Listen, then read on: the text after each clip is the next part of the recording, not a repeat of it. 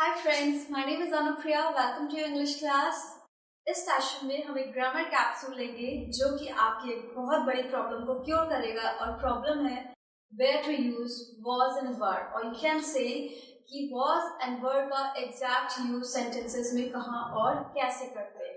So just have this with capsule and let's look at their uses. पहला use जो मैंने लिखा है was and were का इंग्लिश सेंटेंसेस में और इंग्लिश ग्रामर में क्या होता है वो है talking about the past moments. Why I have written moments? क्योंकि was and were एक ऐसी सिचुएशन को एक्सप्लेन करता है जो कि मोमेंट्री हुई हो बट पास्ट में. Look at the example. पहला एग्जांपल है आई वाज एट पार्क. जब हम पास्ट की किसी एक ऐसी सिचुएशन को एक्सप्लेन कर रहे हैं जो कि मोमेंट्री हुई हो, जहां पर टाइम ड्यूरेशन नहीं बताया जा रहा है. So I was at park is just a momentary information जो कि मैं किसी को दे रही हूँ या बता रही हूँ. So that's why we have used was here. Richa was unwell. Again, it's a kind of momentary information. There is no expansion of time. इसमें भी किसी टाइम का एक्सपेंशन या ड्यूरेशन नहीं बताया गया है. सो ये भी एक मोमेंट्री इंफॉर्मेशन है जो कि पास्ट में हो चुकी है. They were worried. वो बहुत परेशान थे.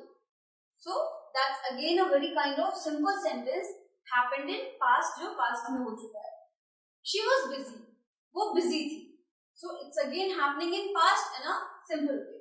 So in this way we are seeing कि ऐसी सिचुएशंस जो कि पास्ट में होती हैं और मोमेंट्री होती है और हम प्रेजेंट में उनका एक्सप्लेनेशन देते हैं, वहां पर हम यूज करते हैं was या were का.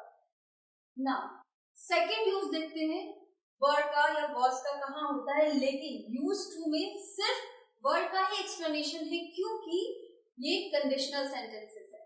कंडीशनल सेंटेंसेस क्या होते हैं? जहां पर एक कंडीशन दी हुई होती है और उस कंडीशन के अकॉर्डिंग ही कुछ और होना होता है. राइट. सो जैसे हम कहते हैं अगर ऐसा होता देन ये चीज हो सकती है. So there is already one condition और उस कंडीशन के अकॉर्डिंग ही दूसरी हैपनिंग टेक प्लेस लेती है. So that's what you will see few sentences जहां पर कुछ कंडीशंस होंगी और वहां हम क्या यूज करते हैं? हम सिर्फ वर यूज करते हैं और कुछ सिचुएशंस में was भी यूज करते हैं. वो हम डिफरेंशिएशंस लर्न करेंगे. पहला एग्जांपल देखते हैं. जो फर्स्ट दो एग्जांपल है वो है इमेजिनरी सेंटेंसेस जहां हम कुछ इमेजिन करते हैं बट कंडीशन के साथ इमेजिन करते हैं. Taking with examples, if I were you I wouldn't touch that. अगर मैं तुम होता इट मीन्स कि मैं ऐसा इमेजिन कर रही हूँ कि मैं अगर तुम्हारी जगह होता या मैं तुम होता तो मैं उसे टच नहीं करता. Something is kept on the table, very delicate thing, and I am telling कि मैं वो वास फ्लावर वास टच नहीं करता. That is what about that is explaining in this sentence. So यहाँ पर एक इमेजिनेशन चल रही है, वो कंडीशन के साथ चल रही कि if I were you means कि अगर मैं तुम्हारी जगह होता, गिविंग अ कंडीशन, देन उस कंडीशन पर दूसरी सिचुएशन क्या आ रही है? I wouldn't touch that. So this way we have seen already there is a condition, लेकिन ये इमेजिनरी कंडीशनल सेंटेंस है. If I were a millionaire I would remove poverty.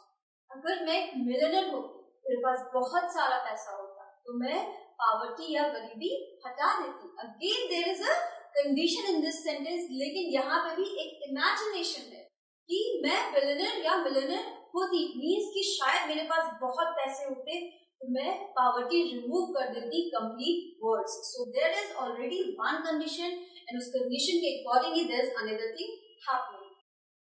Now एक और कंडीशन होती है, सिचुएशन होती है जहां हम इमेजिन करते हैं. कंस्ट्रक्शन क्या होता है? I wish I were at your place. जहां हम कहते हैं काश मैं तुम्हारी जगह हूं. So that is kash, that is I wish. In English we say it's a very beautiful construction also. We say I wish I were at your place. I wish I were a very good dancer. I wish I were a celebrity. So I wish I were.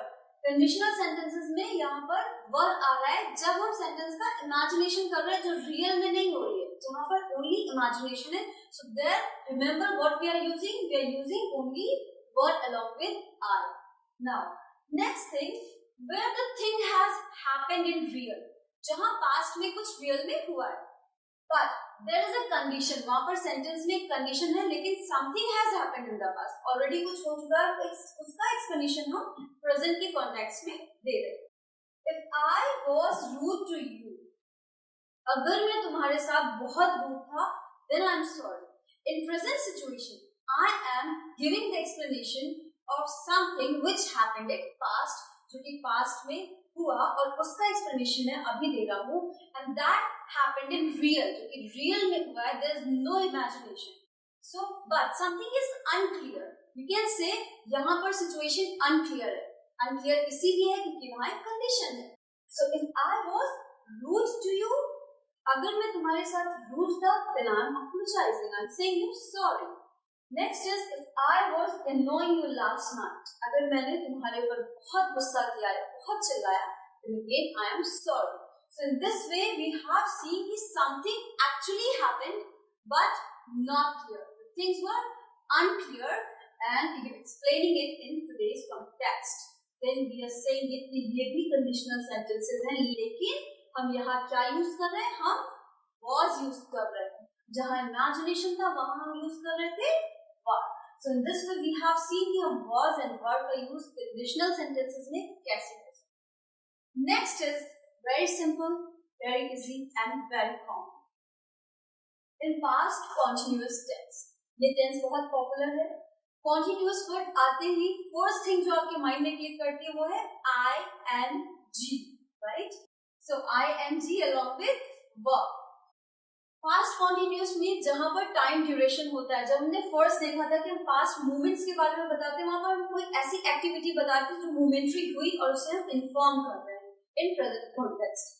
लेकिन यहाँ पर कुछ ऐसा हो रहा है past continuous which is showing the duration of time in past. Past में एक time duration को बता रहा है. Example is she was studying. So she was studying means for a particular time. कुछ देर के लिए वो पढ़ाई कर रही थी. When we say she was studying, वो पढ़ाई कर रही थी, it means कि there was a duration of time she was studying for. Next is they were traveling. So traveling also means the word was continued. कोई ऐसा काम जो लगातार past में हो रहा था, वहां पर भी हम क्या यूज करते हैं? verb या was का यूज करते हैं. वर्ब के फर्स्ट फॉर्म के साथ मेन वर्ब के plus word we add I and G. Now I was watching a movie.